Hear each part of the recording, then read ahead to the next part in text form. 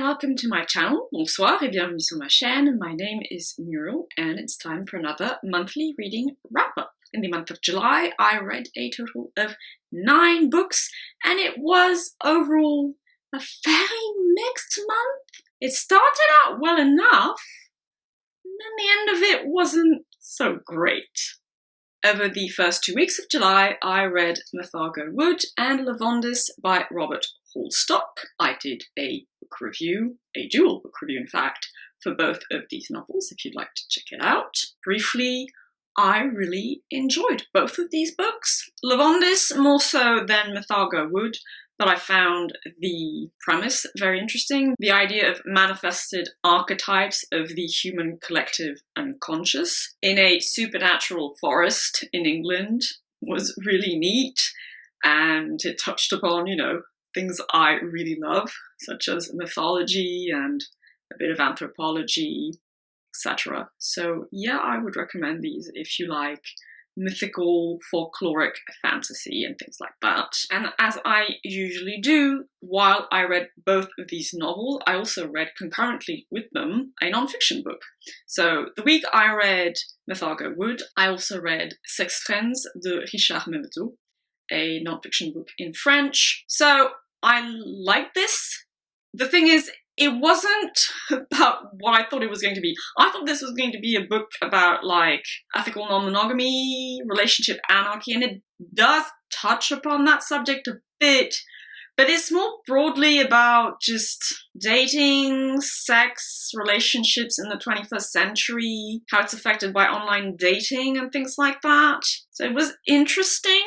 It's based somewhat in feminist theory and LGBT analysis, because the author is gay himself and he's a philosopher, so he's approaching this from the angle of philosophy more so than psychology or sociology, though there's a bit of both in there as well. I guess it wasn't that cohesive though. He often went off on tangents which were interesting in and of themselves, but I didn't really see the broader picture he was trying to paint, if there was really a broader picture he wanted to paint. So yeah, decent, interesting, not great, but still happy I read this, though like I said, I was expecting something different. And then the week I read Lavondyss, I also read this, Phantastica de Stéphanie Chayet, which is a French language non-fiction book about psychedelic science and medicine. Ironically enough, it was a great combination with Lavondyss because there's a lot of shamanic elements in Lavondyss. So yeah, they paired pretty well, these two. It was a really, really great read, actually. I gave this 9 out of 10 because, well, first of all, it was a book on psychedelic medicine, but from a French / more Western European angle, which I hadn't read before. All my books on psychedelic science are in English and are written from largely an American point of view, perhaps British somewhat. So that was really interesting. I also learned of new research going on, so that's always great. I learned about research projects in Spain. I didn't know that was going on, so yeah, that gives me hope for the future. And also I learned about more the very first wave of psychedelic research. I was more aware of what I thought was the first wave, but actually the second wave of psychedelic research in the 60s and 70s, and also about the research that was conducted, albeit briefly, in France in the psychiatric field. So yeah, I'm very happy I read that. And also there's a bit of the personal experience of the author, and she touches upon really all aspects of psychedelic culture as well. You have, of course, the official, the official science-based approach, with things like the Hefter Institute, MAPS, Imperial College London, the research being done at Johns Hopkins, also in New York, which was things I was already aware of, but also, people going to South America to try ayahuasca, and the underground psychedelic movement of people microdosing on their own and recommending psychotherapists that use psychedelics in their practice, even though it's still technically illegal. So really all aspects. Thorough piece of journalism. The only little piece of criticism I would have is that there is no bibliography and there are no real citations. There are a couple here and there, but there's no index, there's no big bibliography, really. So that could have been done better. And also I recall that she misrepresented perhaps a couple of items that I had read about in other books. But otherwise, a great read. So honestly, if you're a French speaker interested in this topic and you want a more, well, French / like I said, Western European point of view, read this. I really want people in France and Belgium to bloody read this as well, because we're lagging behind. Like, really, it's pathetic. Like, the United States and England and a few other countries are really well ahead of us in this field. Like, we need to get on this shit now. So please, if you're a doctor, a psychiatrist, a researcher, read this, open your minds, and inquire into this. Though the author does actually state that younger doctors in France are actually starting to inquire about the research being done again into psychedelics, so that is encouraging, and I hope to see good things come out of it. Then I read a highly anticipated book of mine, which was Dead Astronauts by Jeff VanderMeer. And yes, I was disappointed, unfortunately. And beyond being disappointed, I was just, what? What was the point of this book exactly?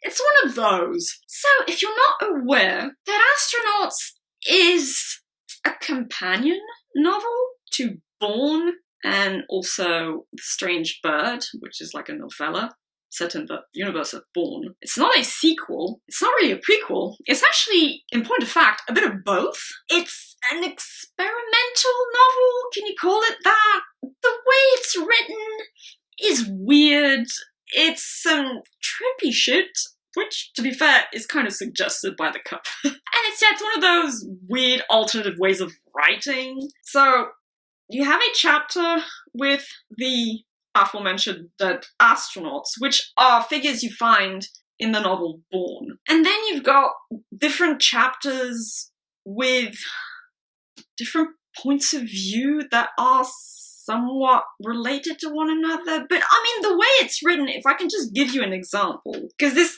okay, you have a chapter that's written like that, and it's just fragments of sentences that follow one another. So that's one thing. But then you have two chapters which are this. And this is basically the same 3, 4, 5 sentences that repeat on a loop for like 2 to 4 pages. That kind of stuff. Now, on the plus side, that means you could basically skip it once you've read the first paragraph.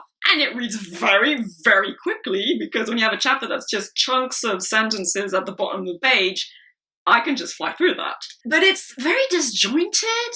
I didn't get something satisfying out of it. To me, it read like a trip, or like a dream a bit, and I can respect the structure of dreams. I love dreams. I have crazy dreams. The thing about dreams, though, is that they only make sense to the dreamer. If you're not the dreamer who dreamed those dreams, then you're not going to get it. Now, I do say that, but at the same time, there is like an overarching narrative you can pass out of this, and there is also an overarching message, which is largely environmental and pro-animal rights, anti-experimentation, and humans are destroying the world, etc., which you already get a bit of in like Vaughan, and even to a lesser extent in the Southern Reach. And I like that message, but it's just a bit heavy-handed at times. There's a point where I was even like trying to defend humans, which I'm not in the habit of doing, and that felt weird, and I didn't like that. So yeah, and I don't really care about the characters because it's just so trippy that you don't really get to know them. Like, the dead astronauts are supposed to be bound by this deep cosmic love that transcends different times and places because there's like parallel universes shit going on. Which is very nice in theory, but I didn't feel any of it.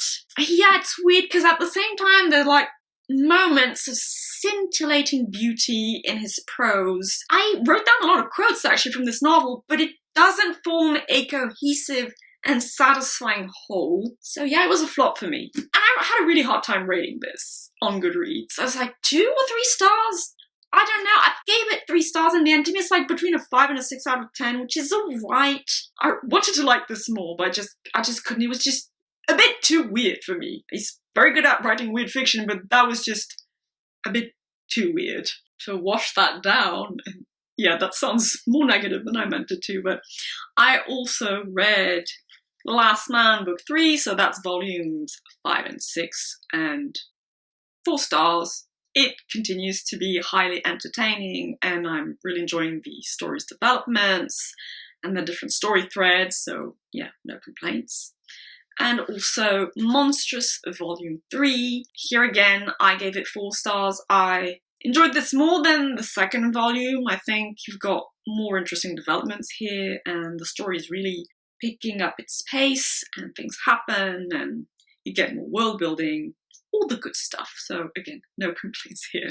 And closing out the month, this week, I read Her Smoke Rose Up Forever by James Tiptree Jr., aka Alice Sheldon. This is a short story collection in the science fiction genre / feminist science fiction genre or subgenre. I read this because I had heard of it. It's in the Science Fiction Masters collection, feminist sci-fi, etc., etc.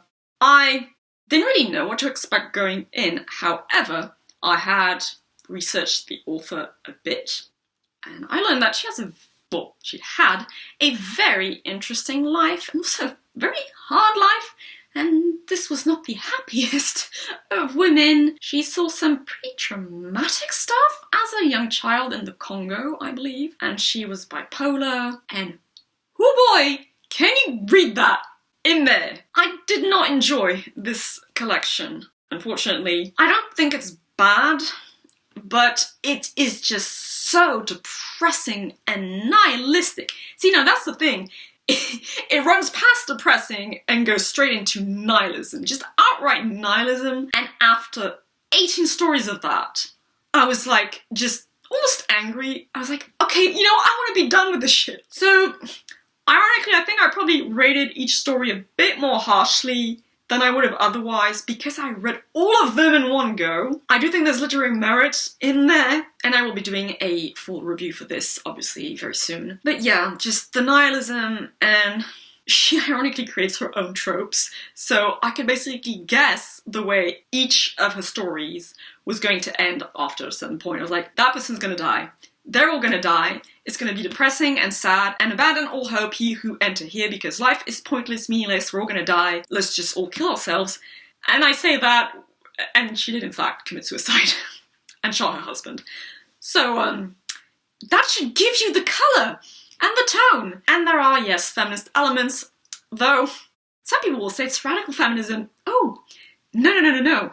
I say, again, it runs straight past radical feminism and jumps straight into what I call black pill feminism. It's an actual thing, if you want to look that up, which is, again, men are horrible, and women are too weak and weak-willed to do anything about it, so the only options are death or being abducted by aliens, basically. So yeah, 18 stories of that is a bit much, but hey, I'm glad I read it because science fiction masterworks, classic sci-fi, feminist sci-fi, it's good for my knowledge base, etc. So yeah, and like I said, a full-length review will be coming very soon. And to go with that, I read Les Sorcières de Céline du Chéné, which is a non-fiction book about witches.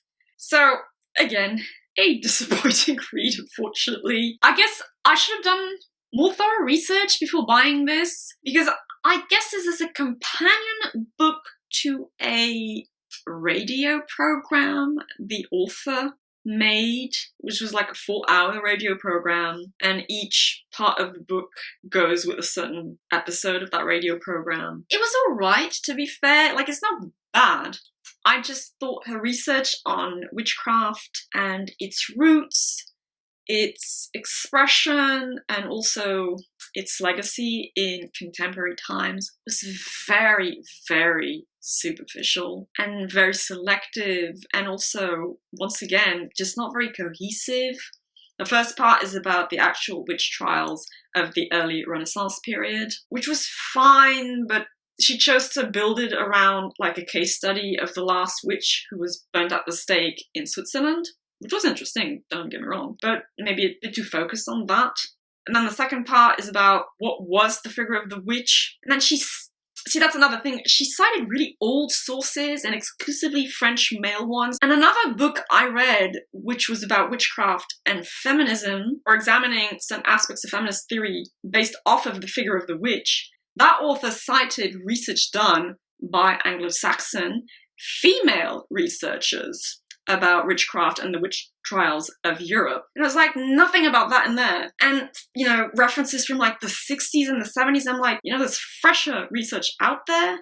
So like in the second chapter, she cites a guy who did a paper on surviving shamanic elements in Italy. But then there's no wider connection to, I don't know, mythology of the Celts or even of the Greeks. She could have made a connection with the Maenads and the Dionysian cults with the Sabbath, though she does mention Diana, so I was like, why are you being so weirdly focused on that one paper by that one dude? Things like that. The third part is about witches in popular culture, but there as well, it was weirdly focused to like the opinions of two cinema critics. And I was like, I don't care what these guys think. I like the opinion of an academic or a historian or something like that. And also just a very narrow selection of examples of witchcraft in cinema. Like she mentions the Neon Demon. It's a movie I've actually seen. I'm like, it's not about witchcraft. What the hell are you on about? And the last part was about witchcraft as an aspect of feminist activism.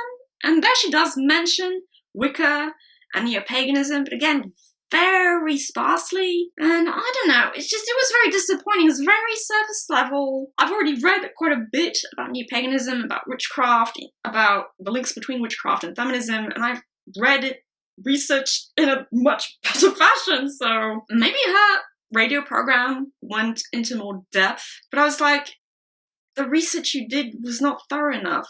And you can just feel that it's just not her field. I think she comes from radio and she talks about like marginalized artistic groups and things like that, but you can feel there's a lack of discipline and research technique and things like that. And I don't know, it just bothered me. It wasn't up to my personal standards. And yeah, I've read better. That's the simplest way I can put it.